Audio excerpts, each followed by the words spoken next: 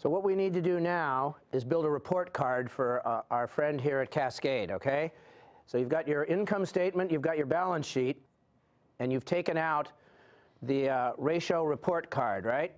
The ratio analysis spreadsheet, we're calling it. Okay, so let's take a look at that, because a couple of things about this we need to know. Number one, it is a report card. How many ratios? We've talked about ratios now. How many ratios are we going to measure? There's 14 of them. Your clue is that they're numbered 1 through 14, right? Now, if I gave you a book of financial ratios, how many would there be in it? Hundreds. What we've picked are the 14. There's two criteria. Number one, that we picked them because they will help us measure the key drivers. And secondly, because with 14, they fit on one page. Okay, and I'm sort of a one-sheet guy. I think people actually have trouble when there's more than one sheet if we can do it on one sheet. Now, certainly in a whole lot of businesses, there's other ratios you can measure. Keep in mind that what I'm trying to outline here is a process. These are not meant to be the only 14 ratios that are ever measured. We've already talked about productivity ratios in a service business. So they would take the place of ratios 9 and 10 inventory. So there is some ways to add in other ratios. In fact, you have enough space here to personalize this for your own business if you choose to, right? And that happened all the time. But again, we're trying to illustrate a process, a way of laying information out that is decision relevant. That's really what we're focusing on here. So let's just take a little orientation of this baby. First of all, we've got going down 1 through 14. We've got them broken into groups of 4, right? There's 4 groups here. Ratios 1 through 3. We call them balance sheet ratios, and what are we measuring? You can read it right there to the right of the words balance sheet ratios. Stability or staying power. Think of your balance sheet as shock absorbers in your car. The stronger balance sheet you have, when we go over rocky times in the economy, you'll get an easier ride. If you have a weak balance sheet, it's going to be a bumpier ride, huh? Then ratios 4 and 5, income statement ratios, measuring what? So measuring efficiency or stability, measuring profitability, right? Ratios 6, 7, 8, asset management ratios. The key word there, efficiency. And ratios 9 through 14, the working capital cycle ratios, huh? Measuring 9 and 10. If you just do me a favor, on your scorecard, circle the numbers 9 and 10 because they go together as a pair. 9 and 10, just one big circle around both of them. 9 and 10. So we're measuring in ratio number 9, we're measuring inventory turns. In ratio number 10, we're measuring inventory what? Days. So turns and days. And then 11 and 12, the same thing. Circle them together as a pair. It's receivables turn, receivables days. And 13 and 14, payables turn, payables days. Circle them as a pair, okay? First column, numbered 1 through 14, correct? Sequentially. The next column, giving us what? The name of the ratio, huh? Third column is the one we really need. What does that give us?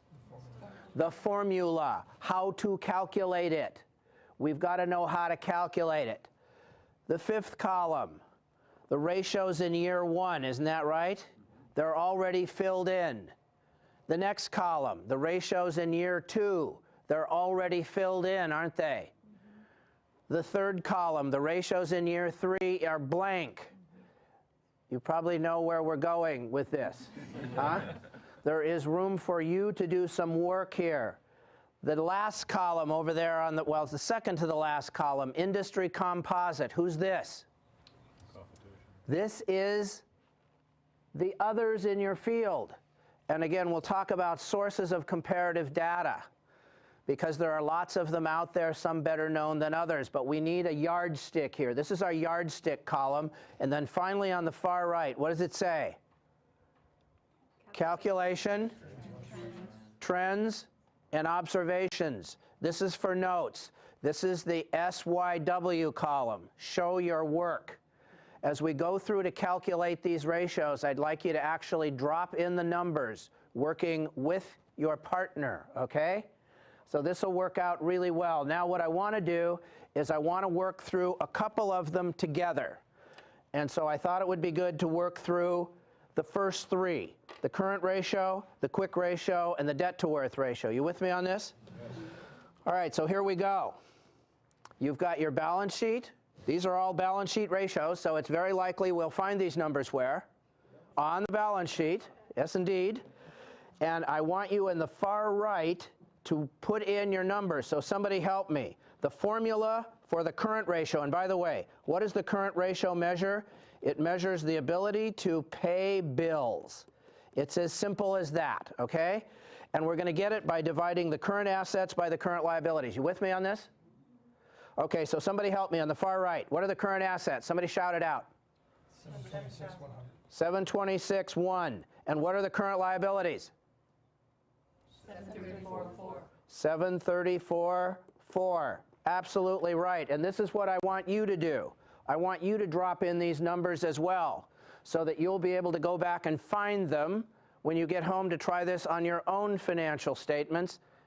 And somehow it seemed easy here, and now it's not so easy. You have a roadmap to get back here.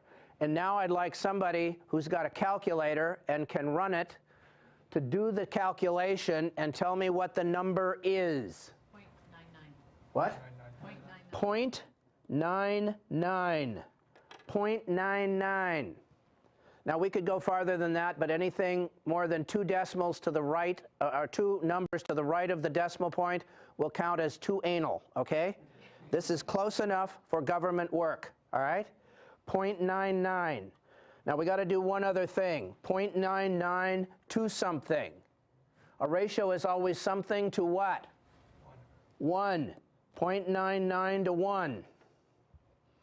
You with me? Yep. All right. And if you're thinking that it would be really cool if we had a software program so that we wouldn't have to do all this by hand, you're right, and there is. But today, because I knew it would be more fun, and that's one of the things I want to convince you over the course of this journey through the financial statements of a business, finance isn't boring. Finance is fun. Keep repeating that to yourself. F-I-F. Finance is fun, all right? 0.99 to 1.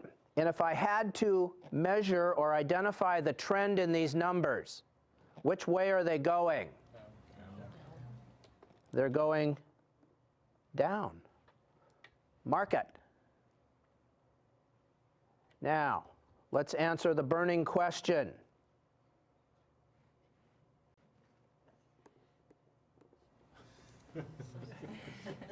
So what? Who gives a rip here? Well, what we need to know is what this means. And that's where we need to take a moment and just figure out how to say this in words, because then it will help us explain what's going on here. And I can tell you that the first time that I was introduced to these ratios was with my banker, who called me in after he gave us an SBA loan. 6 months down the track, he said, send us your financial information. We get a call. He says, come on in. We got to talk. So we sat down at his desk, my partner and I. He had a set of ratios like that, just like we're doing here, except he didn't have all the stuff that explains it. We just had what? Numbers. He had a pile for me, a pile for my partner, and he had one. And he had this ratio scorecard on top. And he comes up and he hands it to us and he goes, look at that. So I looked. I had no clue what I was looking at, but I thought, the good news is he'll never know that. So he said, are you aware that your current ratio is 0.99? And I thought to myself for a minute, and I said, yes, I am. Absolutely. But don't worry, we'll get her down there. And of course, it's the last part that I added that proved I was what? An idiot. That's exactly right. It's kind of, I guess sometimes it's kind of like you don't talk too much. Just answer the question, you know. Embellish it too much and you can get in trouble. So I came up with 4 little words that will just help us describe any ratio, anywhere, anytime. And it goes like this. For every $1 of. For every $1 of, this is what you want to remember, for every $1 of. And let's just put this one in words. For every $1 of, what's the bottom? Current liabilities, he's got how much? 99 cents of current assets. So for every dollar going out, he's got how much coming in? 99 cents. Can you see that there's a slip between the cup and the lip? How about last year? For every dollar going out, how much do you have coming in? $1.10. And the year before? $1.70. What's happening to his ability to pay bills? It's deteriorating, okay? And the other thing we need to know, we need to add one more thing over here on the left. R-O-T. Rot. That would be rule of thumb. Rule of thumb. What would we like to see in the bank if we happen to be a banker? What would a bank like to see? A current ratio of what? We'd like to see a current ratio of at least 2 to 1. 2 to 1. Now what I'd like you to do, use my little explanation and explain 2 to 1 to your partner. Put it in words. You'll have to talk to do that. For every what? For every dollar of current liabilities, we'd like to see what? $2. That rule of thumb. Well, wouldn't we all? Yeah. We could also call this banker's wish list. It's kind of interesting. Sometimes when you see a business with a 2 to 1 current ratio, they don't need to talk to you. And in fact, those 2 to 1s, what are they saying? They're putting their money in the bank, and what are they saying? Don't loan it to the .99s. Them guys could lose it. That's the model we've got here. So you can put these in words. And where did these rules of thumb come from? I have no idea. I have no idea.